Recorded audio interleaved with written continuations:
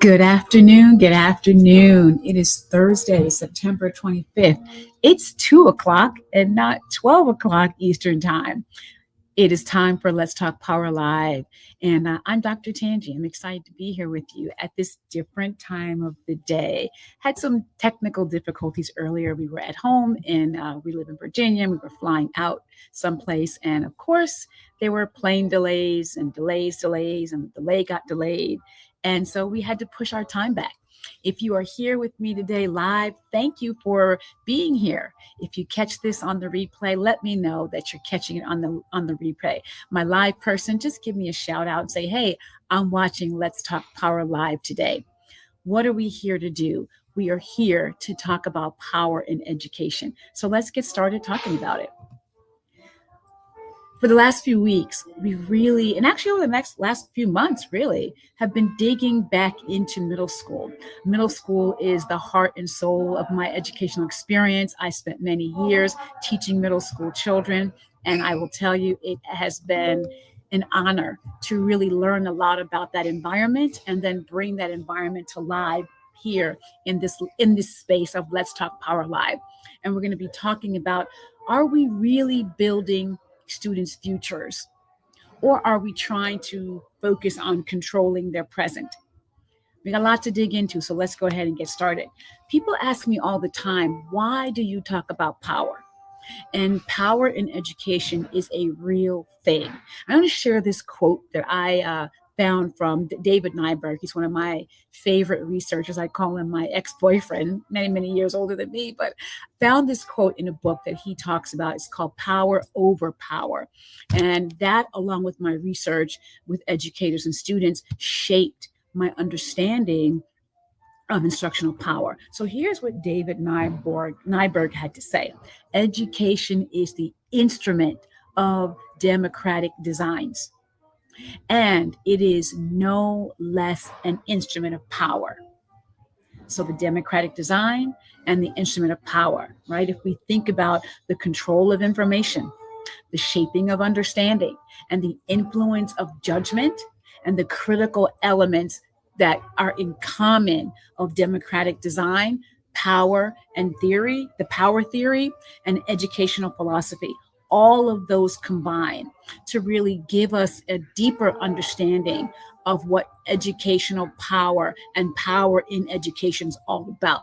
And that's why I talk about power in education, because it is real and it is alive and well. It shapes every relationship in education. And this is this quote that really brought it home for me today. And actually, you can find this quote in my book, Understanding Instructional Power.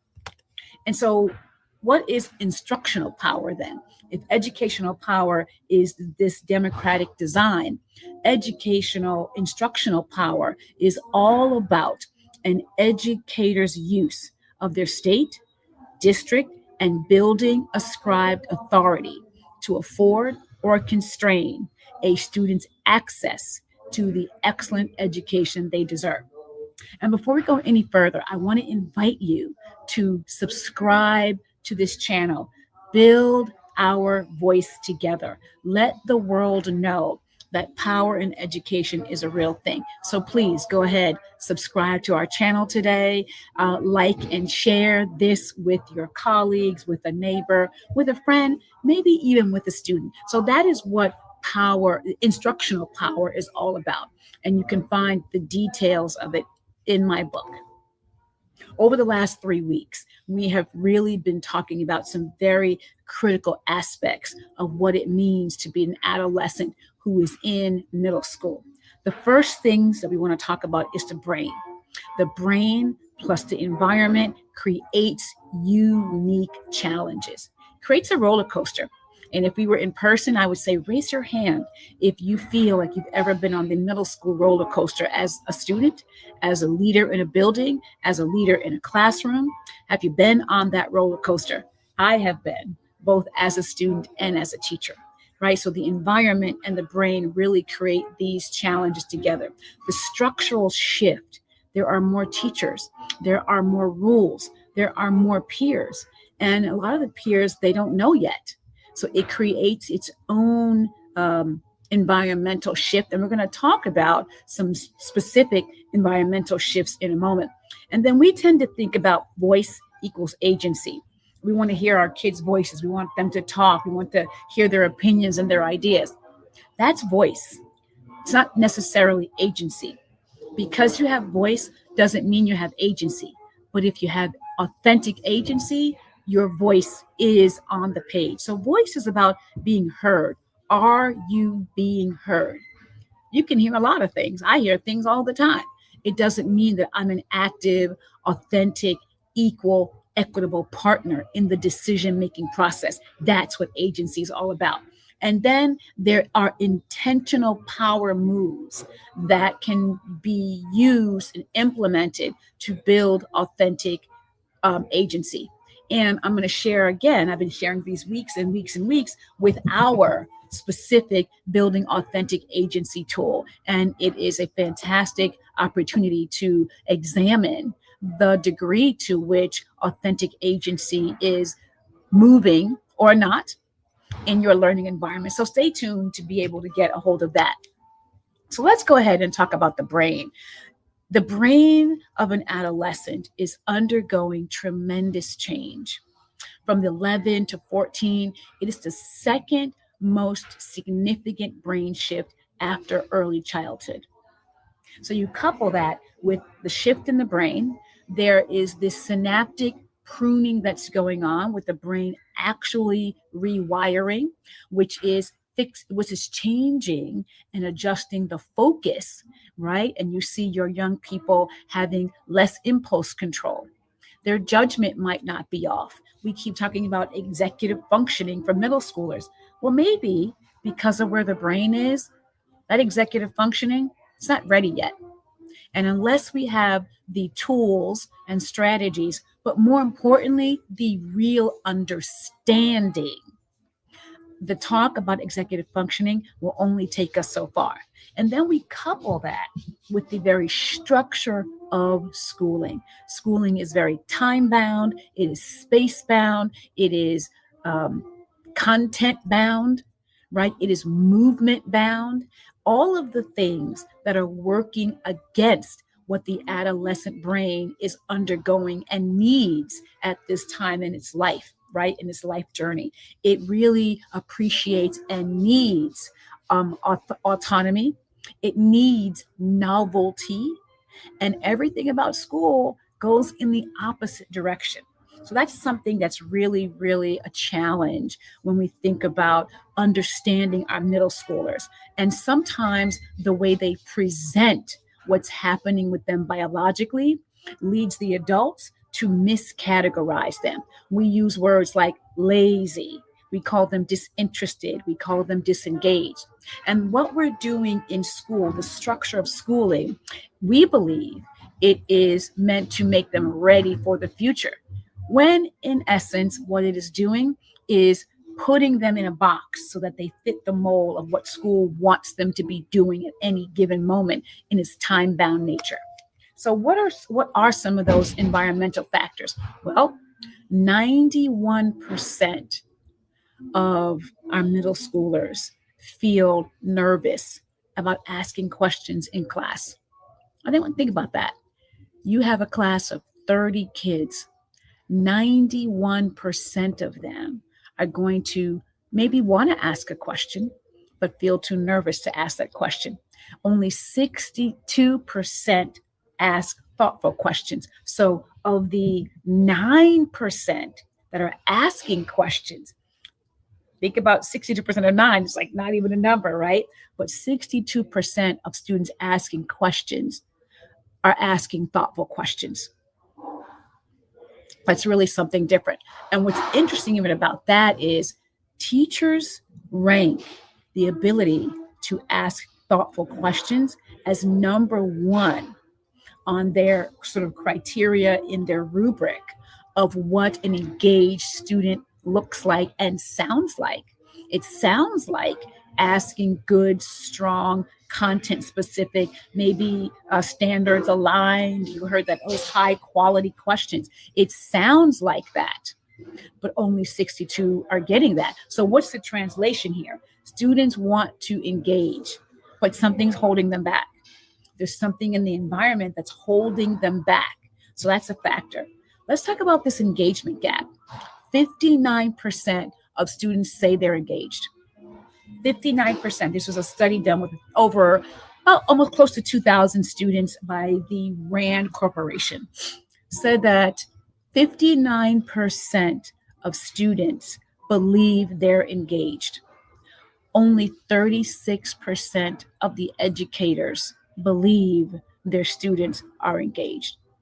It's a mismatch. Engagement looks invisible in middle school. I just had an opportunity to work with a group of teachers in Massachusetts, and one of the teachers said, I know my kids are engaged. I said, well, how do you know that? He said, I look at their faces. I look at their hands are raised. You got to get clear. There's a difference between engagement and participation. Engagement happens inside the brain in a place we can't see. So what we're seeing are proxies for actual student engagement. And you want to be clear about how to characterize and how to name what engagement is and what engagement looks like. And so this gap, what is that like? How many points is that? It's 23 points. There's a 23-point gap in the perception of a student and what the teacher is seeing.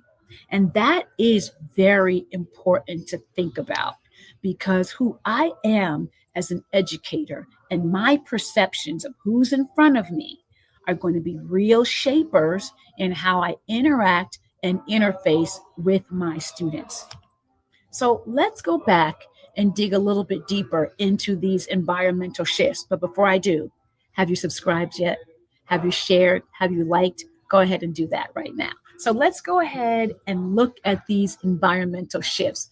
Middle school itself, there is an increase in phone usage, up 30 points? And that might lead to sleeping in class. And let me tell you why it might lead to that. It might lead to that sleeping in class because they're up late.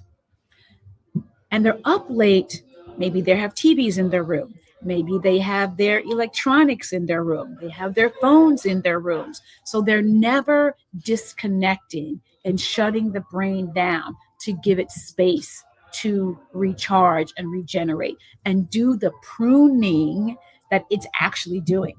So when they get into class, if the class is not, I'm going to be careful here, if the instruction is not putting a cognitive demand on the student, it's going to give them permission to check out.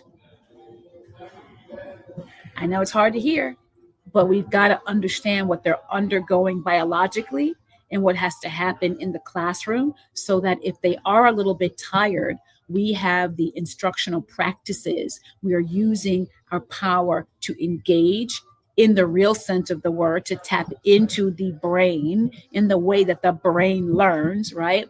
To ensure that they're not sleeping in class. And then we have this idea that 76% of teachers are competing with media, with social media. Now, is there a competition? I'm sure there's a competition, but I'm going to put the responsibility on this competition with us as the adults. I'm just going to do that. I'm going to put the responsibility for this in two places, in the parent place and in the educator space. And when I say educator, I mean educator at every level. But I'm definitely going to put it in both places because no one adult group is the sole responsibility for what's happening with our young people regarding their usage of social media. So I want to be clear that there is this heightened increased use of social media because as adolescents are growing, they are actively separating from the adults in their lives so that they can become independent. That is why there is such a gearing towards a leaning into dependence on their peer relationships. And that is why it's so important we help our young people understand how to create and sustain strong, positive relationships and how to spot the relationships that are going to be dangerous and ineffective and not useful for them as they get older, right? And helping them understand that, there are certain kinds of people for all parts of your life. You don't only have to have one kind of a friend group, you can have multiple groups because people have purposes in our lives. They're in our lives for seasons and reasons. Therefore, that is a reason why peer groups are so important. And if we don't understand the importance of peer groups, because it is a mechanism for building and exercising independence, we as adults will do the control of their present as opposed to preparing them for the future. And our mechanisms control the present. They do not, at school in particular, set them up for success in the future. And we have to take a different way of understanding that. And that is why the peer group's important. But there is a real need for us as adults to look critically at our instructional environment to ensure we are creating the conditions where whether a child has their phone or doesn't have their phone becomes immaterial. Will it be perfect? Of course not. But, through a lot of strategic work, a lot of systemic and cultural analysis of the learning environment, strategies and processes that I help our schools really look at in our work together with districts and states across the country, we help them really analyze their environments to see, is it about removing the phones altogether, or is that a quick fix? I don't know. Your environment is going to dictate that, but we would welcome the opportunity to partner with you to help you find that out.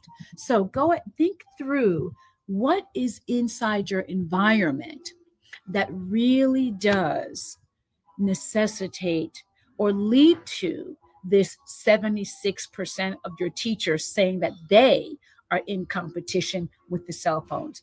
I have my cell phone on all the time. My children do. When I was teaching, they were just becoming this tool in our classrooms. And so we had to begin, we were on the front end of that. And today's population is right in the middle of it all. So we're really trying to wade through this. And again, this is not about blame. This is about really seeing the landscape from a broader lens. The adults own the situation in which we currently find ourselves. I just want to make that very clear. And I want to make this clear about compliance. Again, a lot of what we do in school, particularly middle schools, particularly because adults don't necessarily understand the biology. There's nothing you can do about the biology. The biology is the biology. It's going to kick in. We lean into the rules and the structures. And that is not to say environments don't need to be safe. Environments must be safe. Every child deserves to be in a safe environment, physically, emotionally, academically, intellectually. They must be in a safe environment. But sometimes our rules lean into compliance, which are just about order. It's just about silence and short-term control. Now, compliance will get you order. Kids are going to do what you ask them to do. They're going to be compliant. They're going to do what you ask. But agency, real authentic agency that goes beyond voice, is about belonging. It's about growth. And it's really about those future ready skills. We do not know what jobs may or may not be available in the coming decades, centuries. One thing is for sure. Humans are going to be here in one way, shape, or form, and we're going to still have to problem solve. We're going to still have to be able to be in community with one another. It may shift. And so building the skills now in this critical time is an essential opportunity that we have at middle school. In this 6-8 grade band, we have an incredible opportunity to catch our students before they go on to high school and really help them solidify these important future ready skills so that when they get to high school, they can begin the implementation process. So compliance is about order and short-term control. Agency is about that partnership. It's about authentic belonging. And it really is going to be your key to future ready skills. So I want us to lean into this. And it's a quote you'll find in my book on page 162. Much of what we do as teachers stems from our own experiences as students and is tied to our ideologies about people in general. This is in chapter 7 in the book. And it's really the chapter where I go deeply into understanding how to create authentic, agency centered learning environments, coming out of power protecting and really building empowering agentic environments. It's a wonderful chapter, chock full of great strategies, and not just strategies. It really has activities designed for deeper adult learning. So go ahead, subscribe, get the book. Next conversation. Want to talk about this agency. And I bring that quote up from the book because it is directly tied to authentic agency building and empowerment. Agency is recognizing that you have the ability to make decisions on or in your own best interest. And empowering means you actually do it. School is not set up for empowerment, and it is set up for vestiges of agency. Vestiges of agency. But in here, when we get to real authentic agency, we can talk about partnership, belonging. And agency doesn't happen by accident, it happens by design. And when I say agency doesn't happen by accident, what I mean is the expression of agency in what would be useful to students, that self-advocacy, that speaking up, that partnering, that negotiating. Those skills have to be honed, they have to be developed, and they must have space for practice. That's really important to consider. And a lot of times our students come to us as self-advocates, particularly our older students, right? Our students who are coming to us from immigrant families, they are students who do a lot of advocacy for their parents. But at school, we tend to not lean into those skills, and we leave too much on the table, forcing them to behave in a way that does not grow that skill. We force them to behave in ways that actually stymies and stifles and suffocates that skill. So we want agency building, agency development that is authentic and real. So I want to give you power moves. Every week we give you some power moves to consider, ways that are going to help you really lean into moving towards this instructional power development, right? And creating the environments that are really going to be useful. So I want you to think about power moves as moving beyond managed choice. We think of managed choice as, we get the menu boards, options, that's agency. That's choice, because the adult is deciding what they choose from. That's not managed choice. Now, do you just do away with the baby in the bathwater? Of course not. But you got to balance out, and you have to back up and let the child begin to make their own choices. So move beyond pick A or B and letting that be the sole way you develop agency. And then you want to go to having them really do some co-designing, understanding what co-design is, giving them structures, helping them understand, and then letting go. Asking them questions about it, right? Choice tied to identity and goals, not just the task, right? Helping them make critical connections between why are they using a particular task? Why are they making a particular choice? And then want to anchor the understanding of agency. They exercise it, but how do they understand why it matters, what they're doing, right? Power move number 2, build the brain muscle.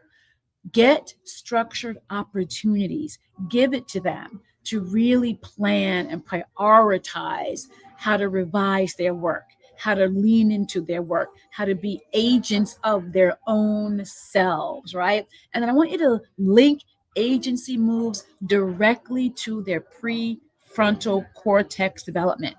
When you are allowing them to make these choices, you are helping to explicitly build the muscle that's going to lead to executive functioning. It's going to build their prefrontal cortex, right? It's going to build their skills in planning and development, and it's going to build their skills in persistence and control. I read something recently where it said American students don't have reading stamina. We need to build persistence in a lot of ways, stamina in a lot of ways, and helping them to get through some productive struggle academically, intellectually, really will build that stamina. And then lastly for this power move is I want you to use some reflective questions, right? Here's one. What did you decide today that shaped your learning?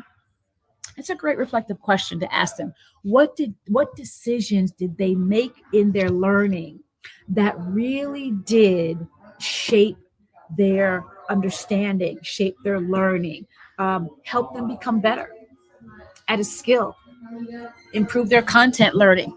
Ask them those kinds of questions at the end of a class, at the beginning of a class, at the beginning of a unit. What do you hope to decide that's going to improve your learning? Get reflected. And then power move 3, students may mask belonging. So that's important. So I want to do some belonging mapping because at this age, because remember that 91% that are going to feel nervous, that 91% is also going to mask whether they feel belonging. And they might do it in lots of subtle ways by being a jokester, by putting on the Tears of a Clown. I'm old enough to remember Smokey Robinson's song Tears of a Clown when no one's around. They might be masking some real sense of a lack of belonging. So how can you dig in and get them to some places of belonging? So belonging maps are critical, right? We want to get to reflection, and I'm looking up reflection maps, going to be looking at mapping inventories, and also some classroom heat maps, looking at where the belonging is strongest and where it is weakest, right? I want to give you some real strong questions to ask. So I want you to have who participates regularly in my class, who rarely speaks or is acknowledged, and why might this be? Then I want to ask you to, what's one thing we could change in this class to make it feel more like a place where you belong? And make it anonymous. When you make it anonymous, you reduce the social threat that will get past that 91%. Put it in a bucket, put it on a sticky note chart. Have them, before they leave at the end of a class, write the sticky note and put it up on a chart. No names. You can find this kind of work in chapter 7 of the book. So these are some of the power moves I want you to be thinking about as you get beyond students being lazy and get into doing more than just controlling their present so we can really build their future. So let's go ahead and recap. What have we done today? Middle schoolers are not lazy. We've talked about that. They aren't lazy, right? The environment equals control and compliance, but building agency is going to build the brain. And we want to do that, right? Engagement, there's an engagement perception map between what teachers believe is happening and what students are actually believing for themselves. That misunderstanding between students and teachers is very real. And that is that space adults, my educators at any level, wherever level you're watching this from, right? If you're the principal, AP, coach, teacher, district leader, that misunderstanding is where the instructional power seeps in and you get power protecting. And we'll talk more about that soon. So that was our recap for today. I want to give you some gems. What are some gems for your journey? First and foremost, we have a fantastic free 2 master classes coming up. One for leaders, the next for educators. You are in the throes of beyond back to school. You're in the middle. You might be nearing the middle of your first quarter almost, right? You're going to have progress reports coming out soon. You are way past that. And some cracks might be showing. You might be having some environmental stressors. These two sessions are designed for leaders and for educators to shore up your environment so that the curriculum, the instruction, and the culture can last throughout the rest of the year. So QR code is there. Go ahead and scan that QR code, and want to have you join us. 2 sessions. October the 16th is for the leaders, and the following week, October 23rd, is for our educators. So please go ahead, scan that QR code. Make sure you join us. And then again, this power tool is understanding your instructional power. That's the power tool I've been talking about. You're going to want this tool. It's going to really, really help you get a handle on how the instructional power and the authentic agency is moving in your building. And then lastly, I've been talking about this, want to invite you to get down to the basics of Instructional Power 101. This is our first ever online course, self-directed, 7 modules. And what it does is, by the end of these 7 modules, you will be able to revolutionize your classroom and get to the kind of authentic agency we know students deserve as learners at any age. Those are our gems for you. Lastly, get your book. I talked a little bit about it. Get your book, subscribe, hit that like button. When you get your book, let us know you got it. Tag us, put a picture up, hashtag instructional power. So thank you all for another fantastic session of Let's Talk Power Live. And we're going to be moving into a new set of ideas for this month coming in October. All right, everybody, have a great rest of your week.